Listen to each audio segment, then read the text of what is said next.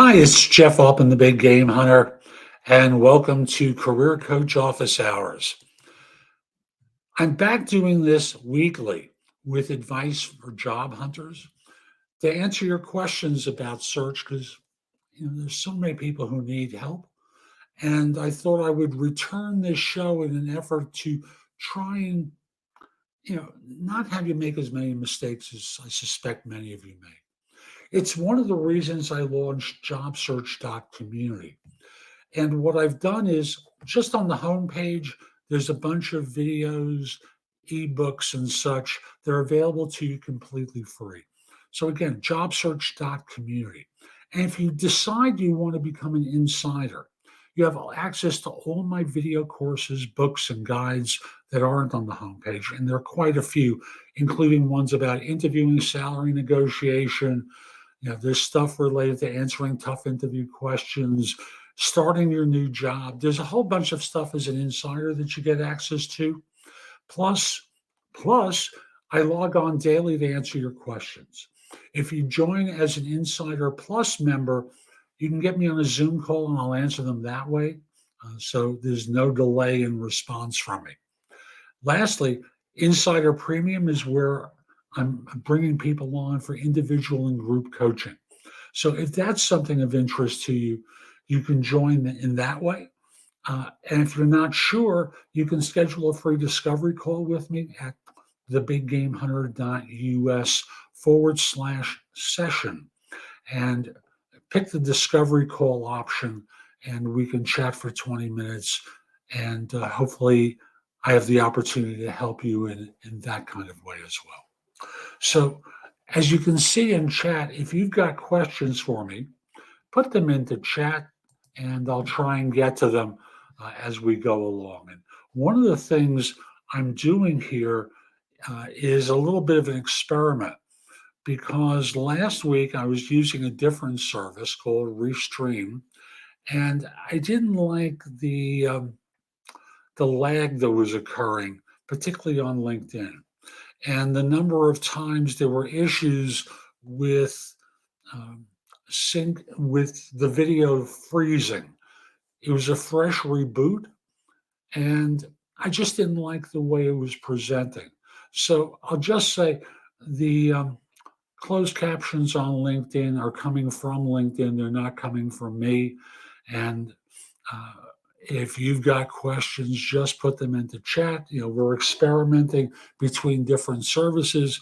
It's looking like StreamYard, which is what I'm using today, is more in tune with, I don't want to say my voice, but it's just synced better. I'm not seeing evidence of freezing like I did last week.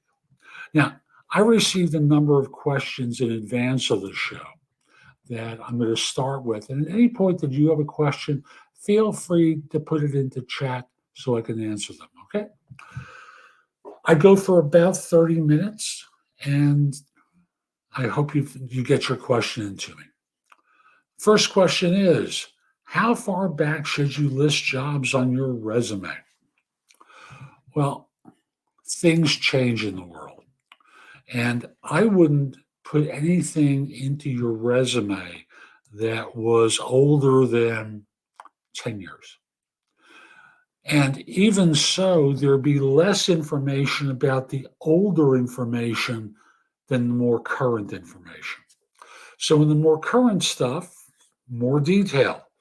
In the older stuff, you start to have it evaporate because, frankly, it's rare that someone's hired based upon what they did 10 years back. So I'll just simply say, go back 10 years. That's going to be enough. And I'll just say, if anyone has questions for you about work that you did before, then you can always have a sentence that says, prior experience was with, fill in the blank name of the firm, as a such and with, and then you add other firms in sequence, and you minimize the amount of time you spend on the older information. And hi, how are you? And good to have you on. I hope you have a question for me. And if not, I hope you enjoyed today's show as well. So I've got another question I received from someone. Let me just mark that as done. How would an interviewer ask for references if they are, or why would an interviewer ask for references if they weren't going to sign you on? Well, that's easy. What they're doing is they're going to try and take information from you and try and recruit this person. Now, I don't know if this is a corporate recruiter or an agency recruiter. So that might make a difference. Um, Sometimes with a corporate recruiter, they're looking for any sort of a tiebreaker between people. So they're not sure, or the hiring manager isn't sure between you and one other person, for example. And they want to get a flavor for what people who know you think of you. So they ask to check your references because they haven't decided yet. That's one option. Another option is you're probably going to give them references of people who do similar work to you. And thus, what they're trying to do is check the reference and then flip it to say, and what about you? Would you be open to something? Because we've got a great role here where, and then they start talking about the position with them. And on occasion, someone will say, sure, I'd love to interview with you for that job. And that becomes a second reason that people wind up uh, wanting to check references. And it's not necessarily, they're not necessarily committed to hiring you, but they're using this as a stepping stone to get to someone else who might be appropriate for them. If an interviewer says good luck at the end of the interview, is that a bad sign? Not necessarily.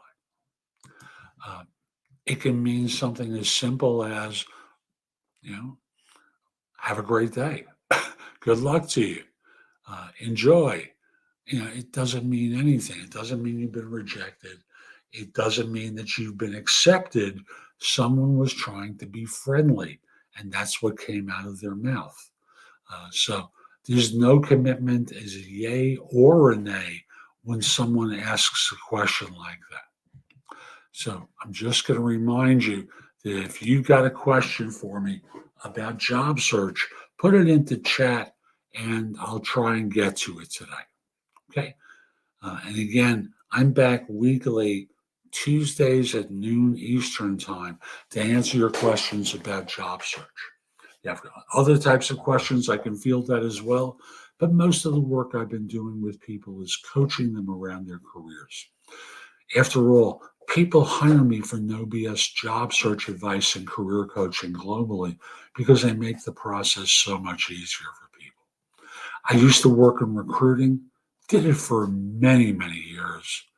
And, after doing it for more than 40 years, I decided I would do something a little bit different and apply the knowledge I received in recruiting and put it in a different perspective. So I'll just simply say, there we go. I just want to take that off the screen. Um, Most of what I work on is helping people land work.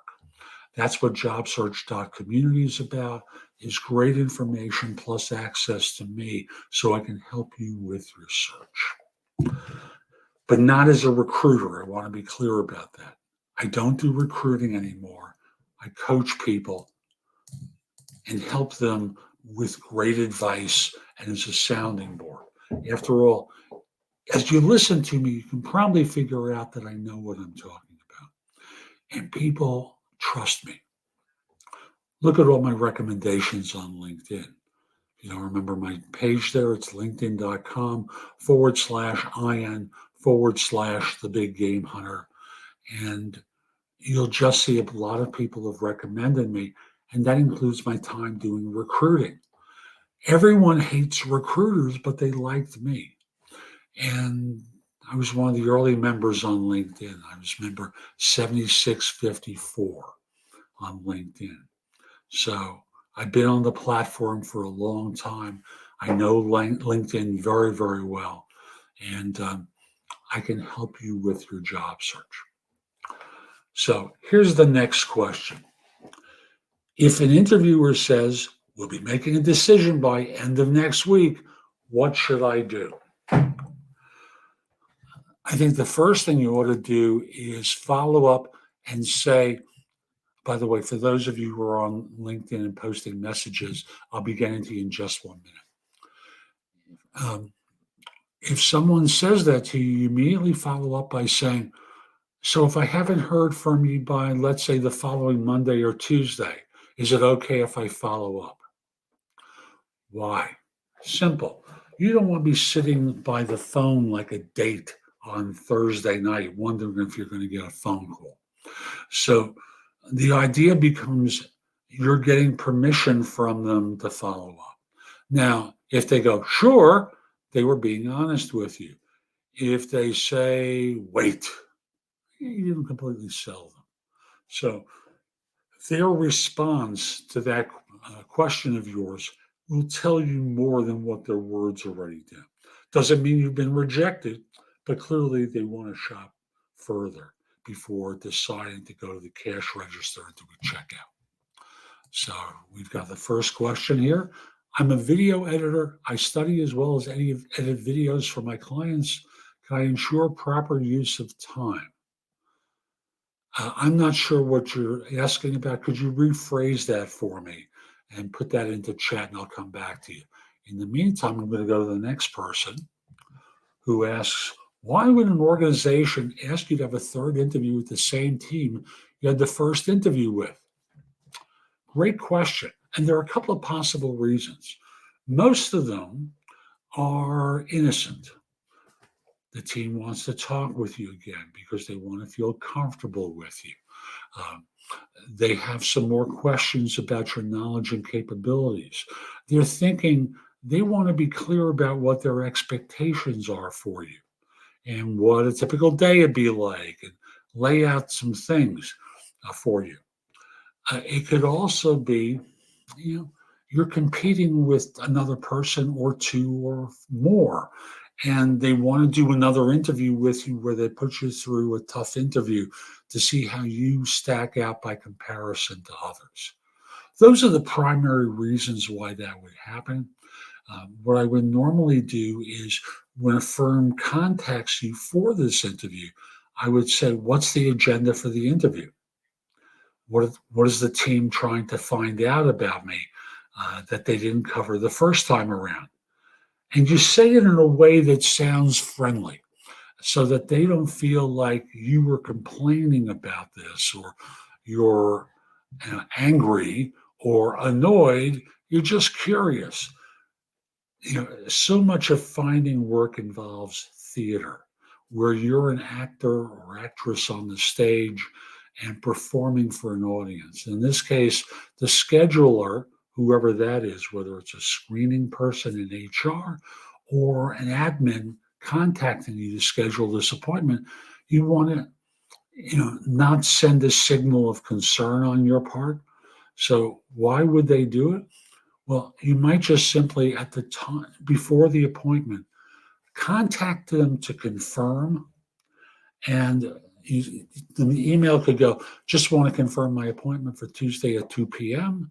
I'm just curious who I'm going to be meeting with and what they're going to want to find out from me in the course of this conversation. Now, you may get a vague answer from them. That's okay.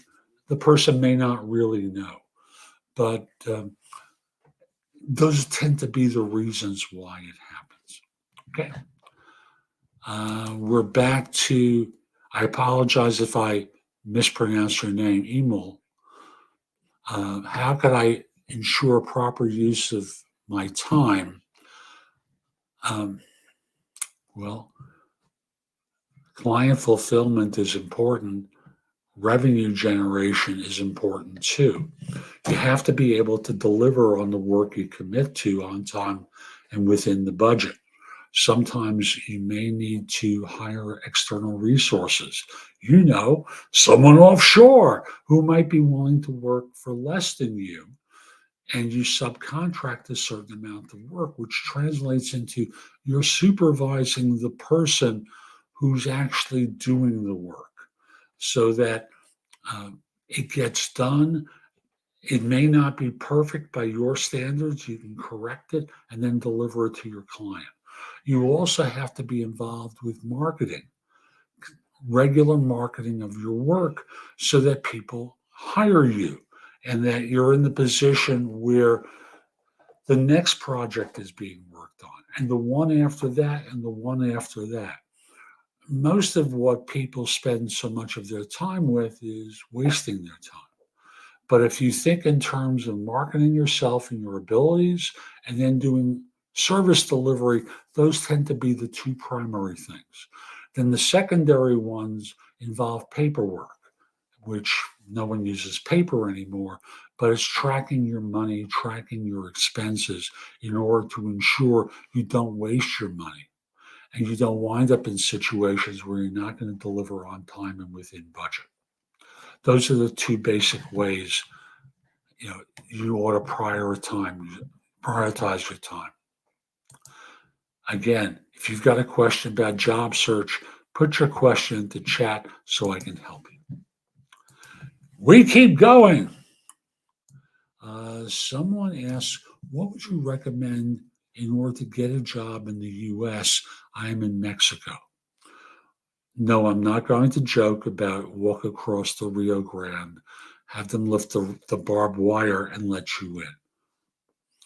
What I will say is what you're looking for is a firm that would bring you into the United States on a TN visa. That's Tom Nancy visa, which is designed to allow people from Canada and Mexico to enter the U.S. legally. You also want to. It also permits Americans, U.S. residents, to work in the other two countries legally.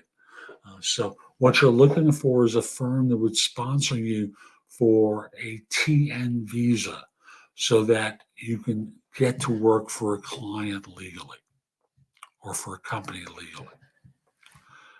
Let's continue on. Ooh, I remember when I saw this question. How do you handle emotions in the workplace? Your emotions or someone else's? If it's your emotions and you don't want to, normally when someone asks me this question, they're about to scream or they're about to cry. So those tend to be the two primary ones that they feel compelled to manage. So I'll just say, I was asked if I need a video editor. No, I don't. So what I would say to you is, if it's managing your emotions, as soon as you start to feel overwhelmed, leave the space. Go into a restroom, get away from whatever it is that's triggering you so that you can avoid exploding or yelling at someone. If it's tears that you're dealing with, it's up to you as to whether you need to leave or whether you can stay. If you've got someone at the office or in your office who you trust and can talk to, do that. Ask them for a short walk. I used to do that with a former colleague of mine regularly, and it was a wonderful way that each of us could discharge any sort of feelings that we had that were getting in the way of us doing what we needed to do. So the simplest way is to walk away, to get away from your desk and the situation, people, things that are getting you feeling, I don't want to say volatile, but feeling upset in some way, whether that's anger or sadness. Fear, you bring someone into your office or your cube and say to them, I need some support here. Can we talk? I've got a situation I'm dealing with. I'm upset, and you start talking it through with them. Usually, that person will feel initially uncomfortable, but they'll come across and be helpful to you. And that's what you're really looking for, someone to vent with so that your feelings don't overwhelm you and you're able to be effective at your work and effective at your job. Okay. How can I go to an interview I rescheduled even though I didn't get a confirmation? Or can I still go to an interview I rescheduled even though I have it I didn't get a confirmation? Yes. Why wouldn't you? I would still message them and say, I attempted to reschedule the appointment for Tuesday at 12 o'clock. I haven't received confirmation yet. As of now, I'm going to head over to your site for the interview. If there's an issue, please call me at such and such number and let me know what would work better for you. This date and time was in the message. I just want to make sure I'm not causing anyone a headache. Now, as of now, I've got two more questions I'm going to answer today. And this one is, what's a good answer to the interview question? How did you spend your day yesterday? What a what a goofy question, but okay, let's work with it. I, I'm curious. I assume you don't want to find out about my morning cup of coffee, right? Or my commute in from wherever. I think you want to find out about my work day, and then you pause for a second. You'll say yes or no. Tell us everything. Okay, I was up at 6:30, went to the little boys' room. From there, what I did was, and that's one approach. To me, the best way to do this is to respond by saying, I'm curious what you're trying to find out from me by asking this question. I want to get to know you, get to know what makes it, what floats your boat, what makes you effective, yada, yada, yada. And that becomes a second way. But the idea is you want to talk to them. You want to open up to them so that in this way, you're able to explain what it is that you do and how you go about doing it. And they're happy with that. As of now, one more question. What can I expect in the second round interview during the first interview, after the first interview? Okay, so what are they trying to find out from you on a second round? Now, often a second round interview is where they're starting to get serious and they're going to be interviewing you more about what it is you do and how you go about doing it. So you may meet the staff, you may meet other managers. There's no way of me knowing who's going to be on your agenda. You have to ask them. So if they scheduled it for you 2 days ago, a day and a half to 2 days before the scheduled interview time, what you do is call them to confirm and say, who will I be meeting with? Pretty sophisticated question, right? Who will I be meeting with and what do they do for the firm? So it's all about really connecting with people. Because when firms try to hire, competence is only one thing they're trying to find out from you. They're trying to get a sense of your self confidence, character, your chemistry with you, maybe a little bit of charisma, because charismatic people always do better than non charismatics. That you care for your job, that it matters to you. Those are the basics of what they look for. So when all is said and done, just remember they're trying to evaluate you too. And you want to always be selling and promoting yourself as knowledgeable in your field because you never know when you're going to run into them again. So, any other questions? If you've got one, put it into chat. Otherwise, I'm going to wrap up and say, I hope you found this helpful. I'm Jeff Altman. Visit my website, which is jobsearch.community. Become an insider member, and you'll have access to all the rest of my video courses, books, and guides that aren't on the homepage. On the homepage, I've got a few there that are free. So download them. It will help you a lot. And if you become an Insider Plus member, in addition to everything I just said, what you're able to do is get me on a Zoom call for 20 minutes or so, receive a copy of the video afterwards so that we're able to help you. And lastly, become an Insider Premium member, and that you can do through the website. What this allows you to do, well, I think it's terrific. It's all the previous stuff that I've mentioned about job search and such. Plus, well, I coach you. I work with you one-on-one or in small groups designed to help you navigate a job search system that frankly is very tough. So again, that's jobsearch.community. I'll be back next Tuesday with more. In the meantime, I hope you have a terrific day. Be great.